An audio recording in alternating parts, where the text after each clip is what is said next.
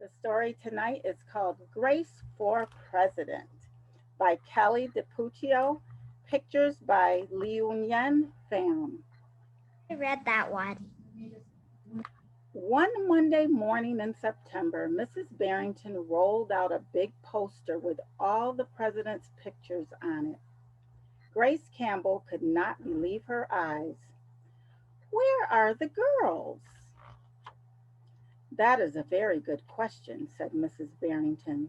The truth is, our country has never had a woman president. No girl president? Ever? Grace asked. No, I'm afraid not, said Mrs. Barrington. Grace sat at her desk and stewed. No girls. Who'd ever heard of such a crazy thing? Finally, she raised her hand. Yes, Grace. I've been thinking it over, and I'd like to be president. Several students in the class laughed. Well, I think that's a star spangled idea, Grace, said Mrs. Barrington. In fact, we can have our own election right here at Woodrow Wilson Elementary. The snickering in the room stopped. Grace smiled. Would anyone else like to run for president? Said Mrs. Barrington. Nobody raised their hand. Becoming president was going to be easy, Grace thought. The next day, Mrs. Barrington made an announcement. In the name of democracy, I have invited Mr. Waller's class to join our election. Their class has nominated Thomas Cobb to be their presidential candidate. Grace's heart sank. Thomas was the school spelling bee champion. His experiments always took a blue ribbon at the science fair, and he was captain of the soccer team. Becoming president wasn't going to be so easy after all, Grace thought. The teachers put the names of all 50 states and the District of Columbia into a hat.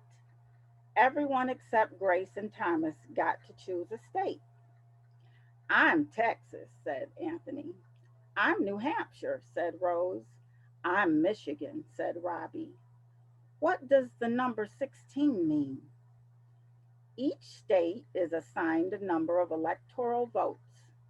That number is determined by how many people live in that state, said Mrs. Barrington. Each of you will be a representative of your state. Altogether, our country has 538 electoral votes, Mr. Waller explained. On election day, the candidate who receives 270 electoral votes or more wins the election.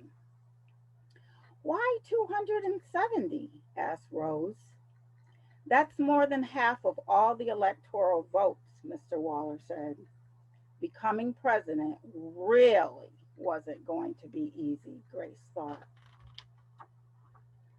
Grace came up with a campaign slogan: Make history, vote Campbell for president.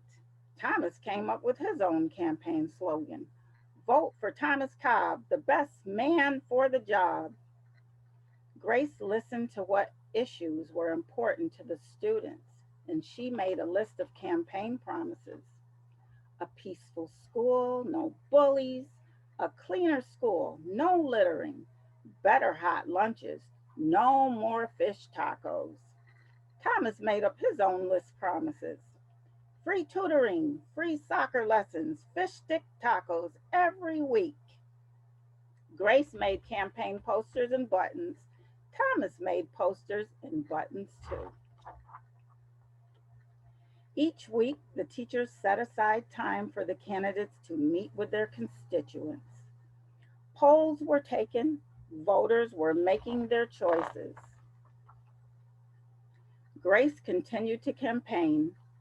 At recess, she gave speeches. During lunch, she handed out free cupcakes. After school, she held rallies. He had, meanwhile, Thomas wasn't worried. He had cleverly calculated that the boys held slightly more electoral votes than the girls.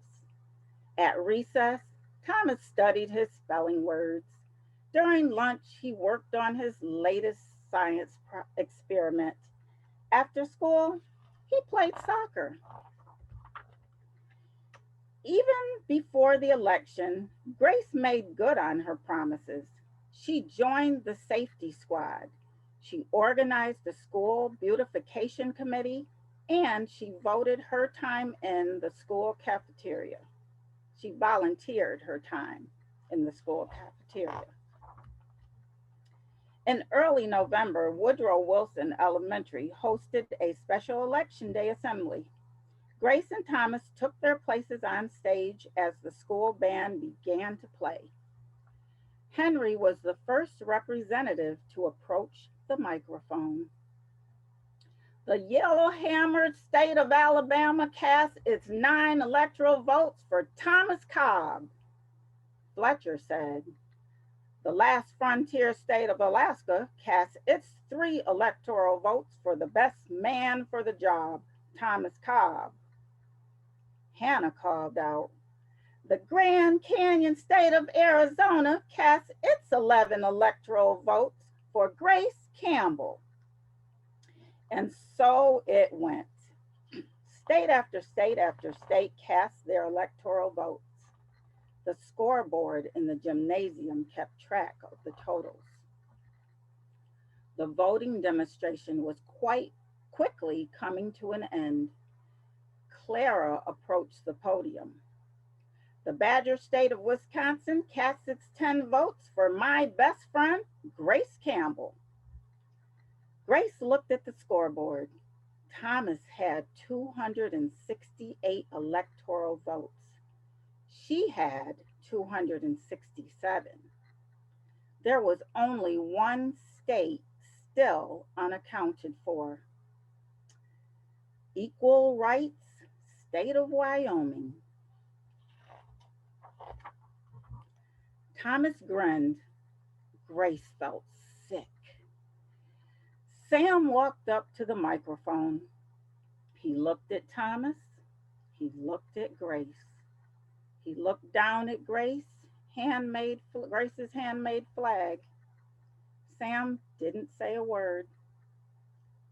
What are you waiting for? Thomas whispered. The band stopped playing. All eyes were on Wyoming. Finally, Sam cleared his throat. the, the equality state of Wyoming cast its 3 electoral votes for Grace Campbell. The gymnasium erupted in loud cheers, a few boos. Mrs. Barrington approached the podium. With 270 electoral votes, the winner is Grace Campbell. Thomas looked stunned. Grace hugged Sam. Why did you do it? She asked. Sam handed Grace his flag. Because, he said, I thought you were the best person for the job. The following week, students in Mrs. Barrington's class were preparing for their career day presentations. Grace volunteered to go first. She stood at the front of the room and glanced at the poster still hanging on the wall. My name is Grace Campbell, and when I grow up, I'm going to be president of those United States. This time, everyone believed that she would.